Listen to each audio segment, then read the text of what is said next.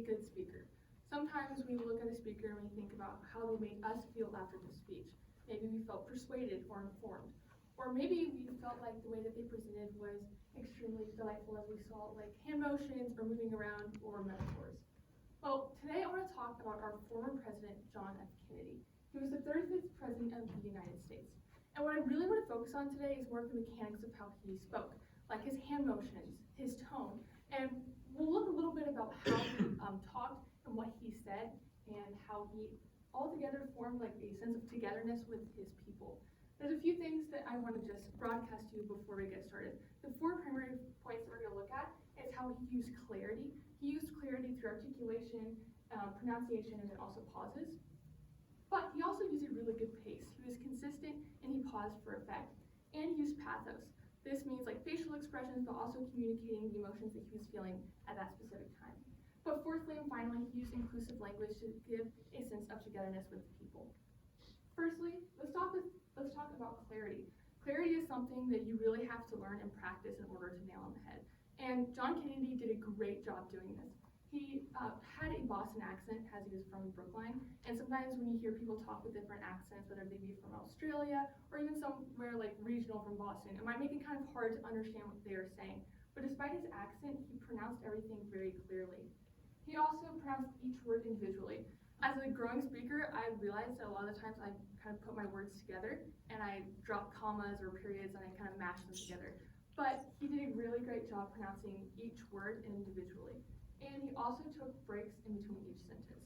Sometimes you run over periods or you run over semicolons and you kind of forget to take these breaks, but he did a really good job doing that.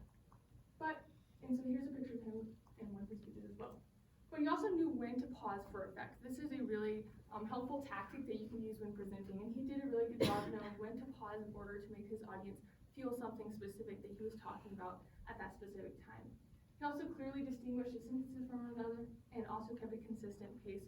So sometimes when you start off a speech, you talk really fast, and then as you grow more comfortable, you kind of slow down a little bit, but he kept everything very consistent because he was a very confident speaker. But he also communicated pathos. And this is a really important skill as a speaker, but also for someone who's like a president. So Uncle Ben once told Spider-Man, with great power comes great responsibility. And being a president of the United States has some crazy power and some crazy responsibility. But one of the most arguably important responsibilities is being able to communicate with the people, or with the Senate, or with whoever that you were speaking to. So he did a really great job communicating by using pathos. He used facial expressions, which were very key, and in a second I'll show you a few of those expressions. He also used his hands to emphasize certain things that he was saying.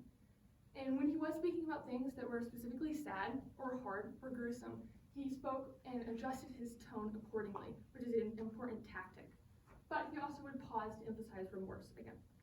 So here there's a few different images from different speeches that he was giving. You can see his hand motion with the palm down. He's very clear about that, but he also is pointing the finger, giving responsibility, and then right here he's smiling about something happy, and right here you can tell that he's just a little bit worked up. But he also uses inclusive language, and this is something that's really important for a leader, like a president or so, to use, because it's really important to make your community feel like they're part of what you're talking about. So there's a few examples that I want to look at here. I can't really play the audio because it would kind of take a little long. But at the end of each, I have a we count, which is just basically how many times he uses the word we in that speech. So right here he says, "We dare not forget today that we are the heirs of that first revolution. Let every nation know, whether it wishes us well or ill, we will pay any price, bear any burden, meet any hardship, support any friend, oppose any foe, to assure the survival of the success of liberty. Let all our neighbors know that we shall join with them." And it gives you this sense of togetherness as you listening to what he says. But when he spoke at Rice College concerning going to the moon, he said, "We meet at a college noted for knowledge, and a city noted for progress, and a state noted for strength, and we stand in need of all three. For we meet in an hour of change and challenge." This we count for this speech was outstanding. There's 44 times that he said we. He gave this really sense of togetherness and closeness throughout it. And lastly, his City Upon a Hill speech. He said we 14 times. This was a smaller speech in comparison to we go to the moon and whatnot. But he said we fulfilled our responsibilities. We, truly men of courage. We, truly men of judgment. And we, truly men of integrity. We truly need the dedication. We truly men of dedication. So he gives a sense of togetherness and pathos throughout this. So So in conclusion, I would say that this president is one of the greatest speakers that we can learn from.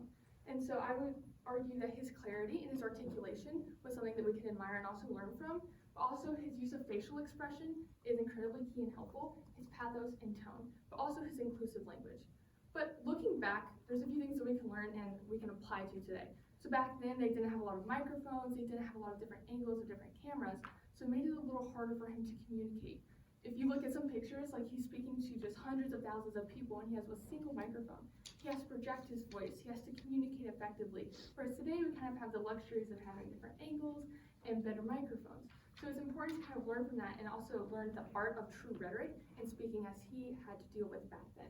So for all these reasons, I would strongly argue that he's an incredible speaker. Thank you.